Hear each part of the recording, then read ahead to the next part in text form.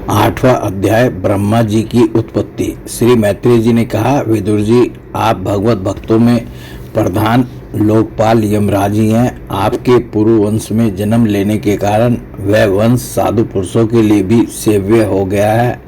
धन्य हैं आप, निरंतर पद पद पर श्री हरि की कीर्तिमयी माला को नित्य नूतन बना रहे हैं। अब मैं क्षुद्र विषय सुख की कामना से महान दुख को मोल लेने वाले पुरुषों की दुख निवृत्ति के लिए श्रीमद् भागवत पुराण प्रारंभ करता हूँ, जिसे स्वयं श्री संकर्षण भगवान ने सनकादि ऋषियों को सुनाया था।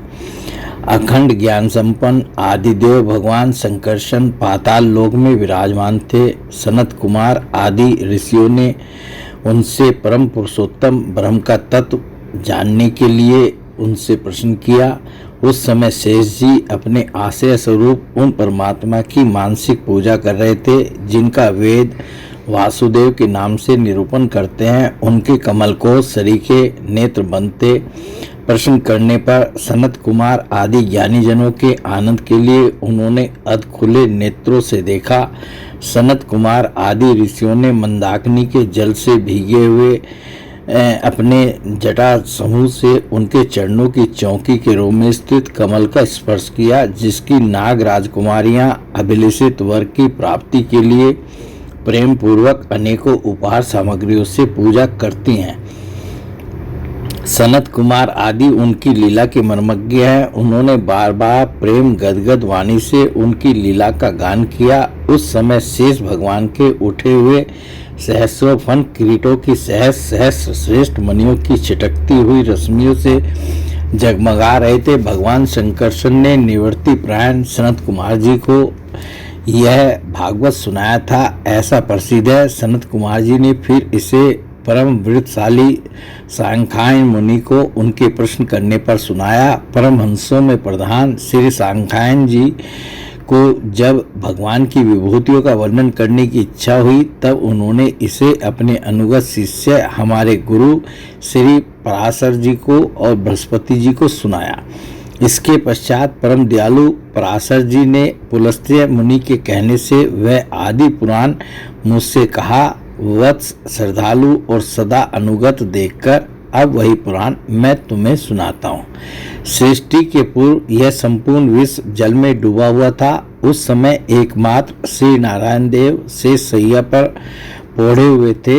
वे अपनी ज्ञान शक्ति को अक्षुण्ण रखते हुए ही योग निद्रा का आश्रय ले अपने नेत्र मूंदे हुए थे। सृष्टि क्रम से अवकाश लेकर आत्मानंद में मग्न थे। उनमें किसी भी क्रिया का उन्मेष नहीं था। जिस प्रकार अग्नि अपनी दाहिका आदि शक्तियों को छिपाए हुए काष्ठ में व्याप्त रहती है, उसी प्रकार श्री भगवान ने संपूर्ण प्राणियों के सूक्ष्म शरीरों को अपने शरीर में लीन करके अपने आधारभूत उस जल में शयन किया। उन्हें सृष्टि काल आने पर पुनः जगाने के लिए केवल काल शक्ति को जागृत रखा। इस प्रकार अपनी स्वरूपभूता छिजक्ति के साथ एक सहस्र चतुर्युग पर्यंत जल में शयन करने के अनंतर जब उन्हीं के द्वारा नियुक्त उनकी काल शक्ति ने उन्हें जीवों के कर्मों की प्रवृत्ति के लिए प्रेरित किया, तब उन्होंने अपने शरीर में लीन हुए अनंत लोक देखे। जिस समय भगवान की दृष्टि अपने में निहित लिंग शरीर आदि सूक्ष्म तत्व पर पड़ी, तब वह कालाश्रित रजोगुण से क्षोभित होकर सृष्टि रचना के निमित्त उनके नाभि देश से बाहर निकला। क्रम शक्ति को जागृत करने वाले काल के द्वारा विष्णु भगवान की नाभि से प्रकट हुआ। वह सूक्ष्म तत्व कमल कोश के रूप में सहसा ऊपर उठा और उसने सूर्य के समान अपने तेज से उस अपार जल राशि को देदीप्यमान कर दिया।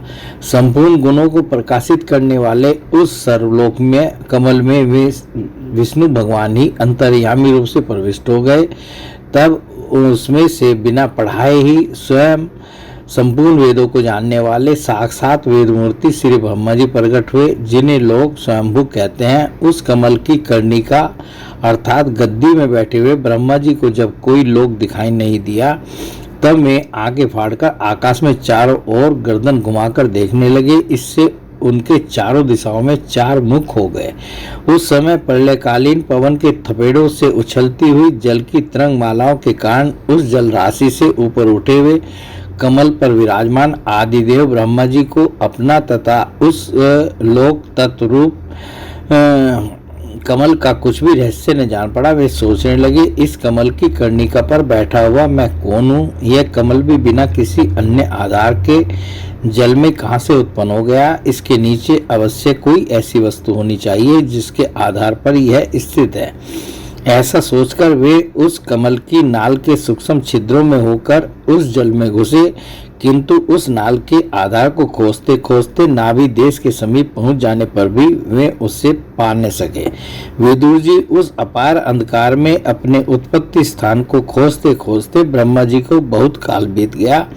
यह काल ही भगवान का चक्र है जो प्राणियों को भयभीत करता हुआ उनकी आयु को छिन्न करता रहता है। अंत में विफल मनोरथ हो वे वहां से लौट आए और पुनः अपने आधारभूत कमल पर बैठकर धीरे धीरे प्राणवायु को जीतकर चित्त को निसंकल्प किया और समाधि में स्थित हो गए।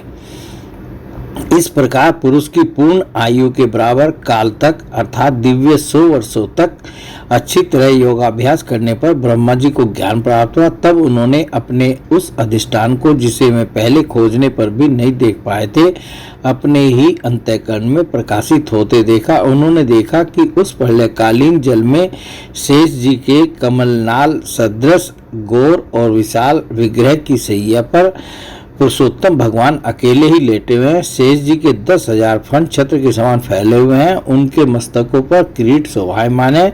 उनमें जो मणियां जड़ी हुई हैं उनकी कांति से चारों ओर का अंधकार दूर हो गया है। वे अपने श्याम शरीर की आभा से मरकत मणि के पर्वत की शोभा को लज्जित कर रहे हैं। उनकी कमर का पीतपट पर्वत के प्रांत देश में छाए हुए सायंकाल के पीले पीले चमकीले मेघों की आभा को मलिन कर रहा है। सिर पर सुशोभित सुवर्ण मुकुट सुवर्ण में शिखरों का मान मर्दन कर रहा है। उनकी वनमाला पर्वत के रत्न जल प्रताप औषधि और पुष्पों की शोभा को परास्त कर रही है तथा उनके भुजदंड वेणुदंड का और चरण वृक्षों का तिरस्कार करते हैं। उनका वह श्री विग्रह अपने परिमाण से लंबाई चौड़ाई में त्रिलोकी का संग्रह किए हुए है। वह अपनी शोभा से विचित्र एवं दिव्य वस्त्राभूषणों की शोभा को सुशोभित करने वाला होने पर भी पीताम्बर आदि अपनी वेशभूषा से सुसज्जित है। अपनी अपनी अभिलाषा की पूर्ति के लिए भिन्न भिन्न मार्गों से पूजा करने वाले भक्तजनों को कृपा पूर्वक अपने भक्त वात्सल कल्पतरु चरण कमलों का दर्शन दे रहा है, जिनके सुंदर अंगुलीदल नख चंद्र की चंद्रिका से अलग अलग स्पष्ट चमकते रहते हैं। सुंदर नासिका अनुग्रह वर्षी भौहें, कानों में झिलमिलाते हुए कुंडलों की शोभा, बिंबा फल के समान लाल लाल अधरों की कांति एवं लोकार्ती हारी मुस्कान से युक्त मुखारविंद के द्वारा वे अपने उपासकों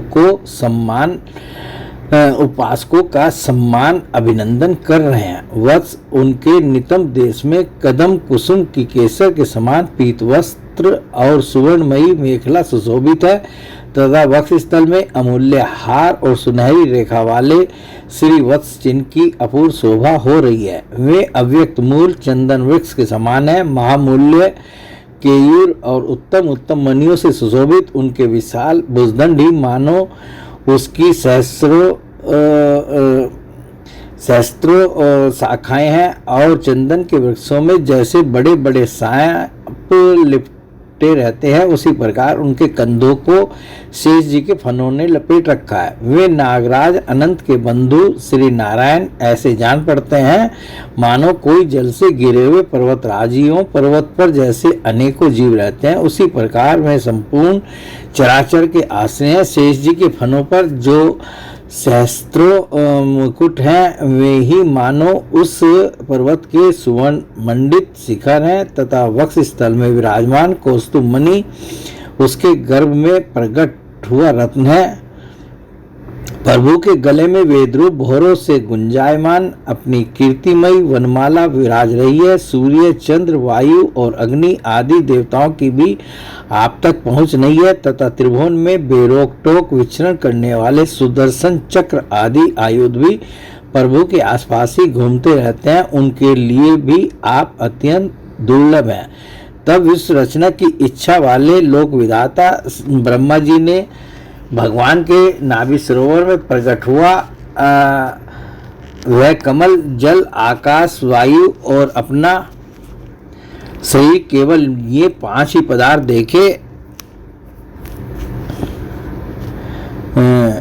इसके सिवा और कुछ उन्हें दिखाई न दिया। रजोगुण से व्याप्त ब्रह्मा जी प्रजा की रचना करना चाहते थे। जब उन्होंने सृष्टि के कारण रूप केवल ये 5 ही पदार्थ देखे तब लोक रचना के लिए उत्सुक होने के कारण वे अचिंत्य गति श्री हरि में चित्त लगाकर उन परम पूजनीय प्रभु की स्तुति करने लगे। बोले भगवान श्री कृष्ण की जय।